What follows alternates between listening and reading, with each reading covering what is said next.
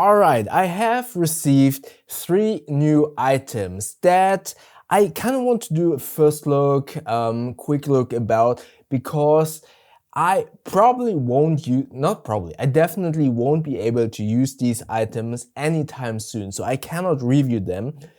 For one reason, I'm not going to travel anytime soon. Maybe I win in the lottery, then I will travel. So that's why I cannot use this item. Plus, with these 2 items from James brand, knife laws here in Germany are pretty strict, especially considering everything that has been going on, unfortunately, here in Germany. So knife laws are strict. I'm not going to carry these. So that is why this is a first look, and so with all first looks and quick looks, as those of you who have been watching my videos for a while already know, but for those of you who are new to this channel, and via the analytics I can see that many of you have not watched any of my videos, so maybe consider subscribing.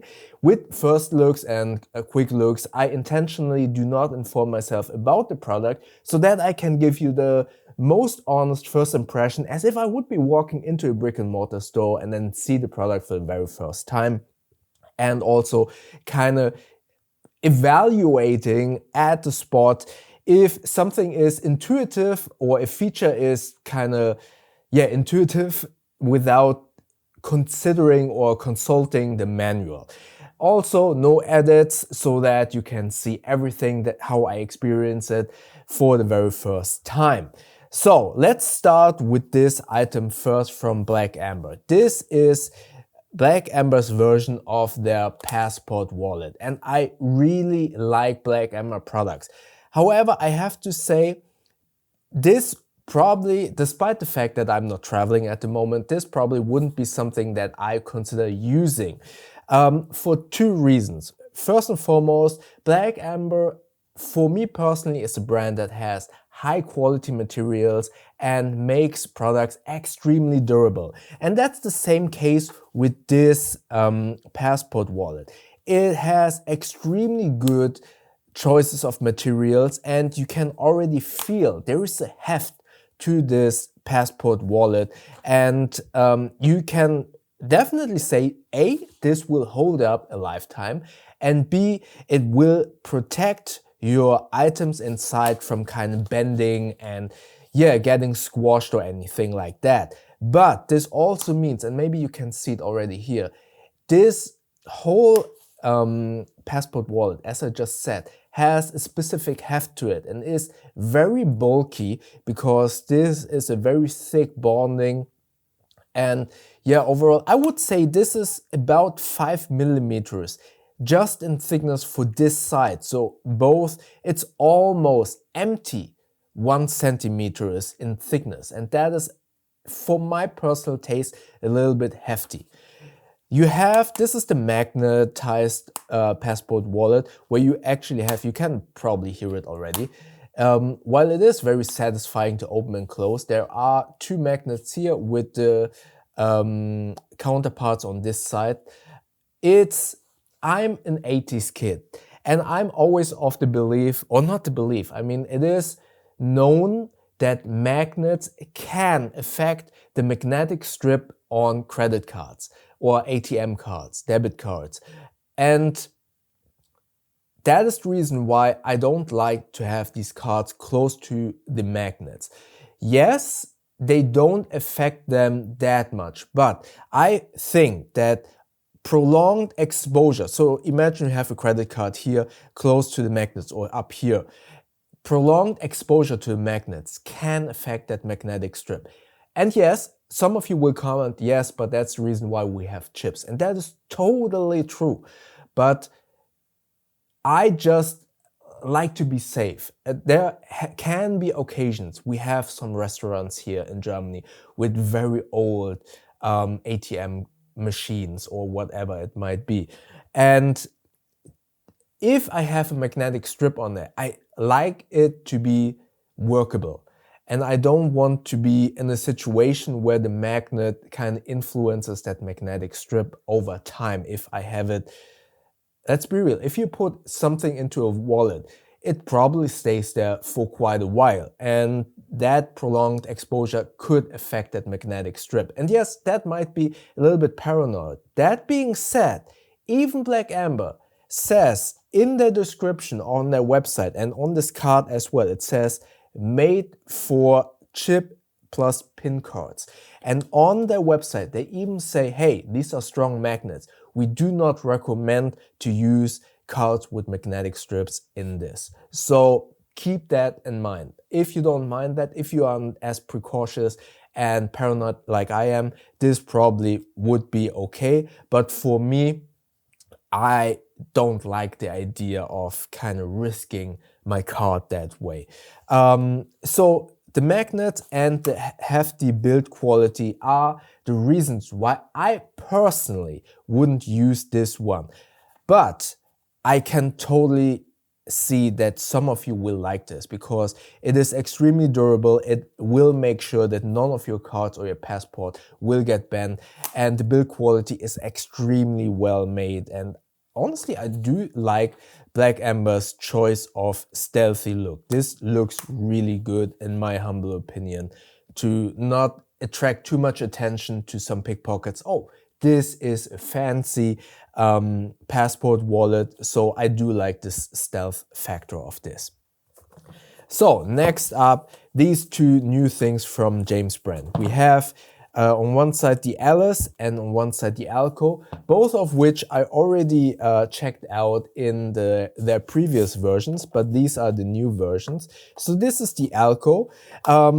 This probably, I would say, would be allowed to carry considering knife laws in Germany, but I still don't want to kind of risk it and carry this with me.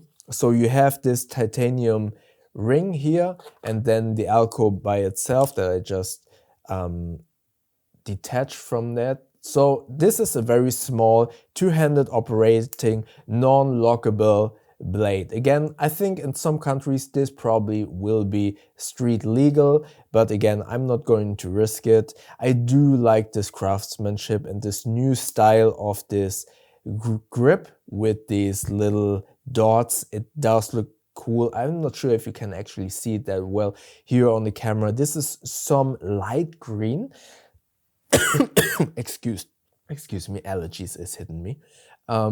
So it does look really cool. Not too much to say about it actually, because it's, I would say, pretty much like the old Elko.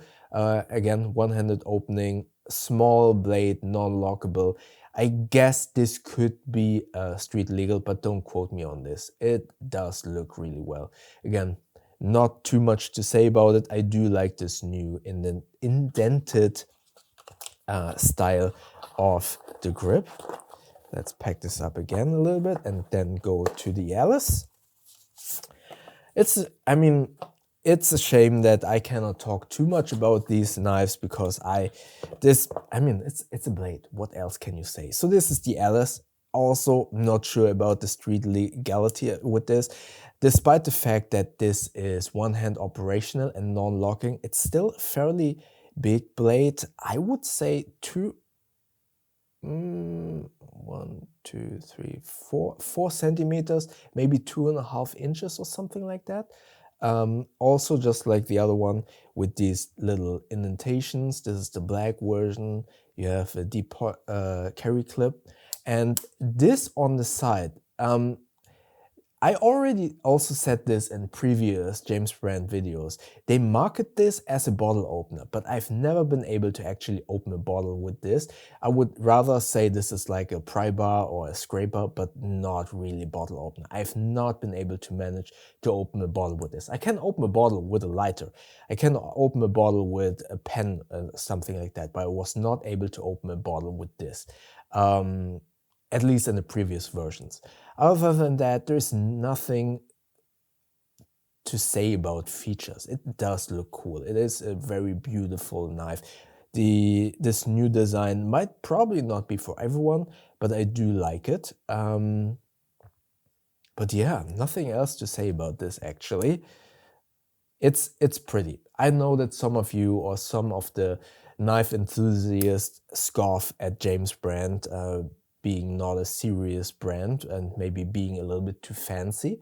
But I do like them. I do like the look of the knives because, especially considering knives usually are very intimidating, and I like them to be a little bit more elegant so they don't look that, yeah, intimidating in a way. I like them to be rather a tool than something that could be considered a weapon. So I do like this aesthetic with the rounded edges and stuff like that.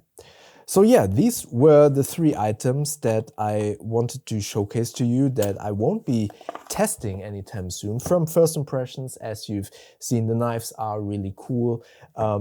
But this Black Ember passport wallet, while I can recommend it to some of you if you don't mind the drawbacks that I mentioned, definitely check it out. By the way, all of these items are linked below. Those are affiliate links. With those, you won't pay more, but you will support this channel with a small kickback of that sale. And if you do so, thank you very much. But yeah, as I said, I personally won't be using this, but I think it is worth checking out. All right, let me know in the comment section below, do you consider magnets an issue when it comes down to wallets or passport wallets? Let me know in the comment section below. And maybe check out my video about my last month EDC in the video up here. YouTube thinks that you like the video down here. Don't forget to subscribe by clicking the button up here because that will help out quite a lot. And that way we see each other in the next video. And if you watch to the end, maybe comment a knife emoji in the comment section. Thank you very much.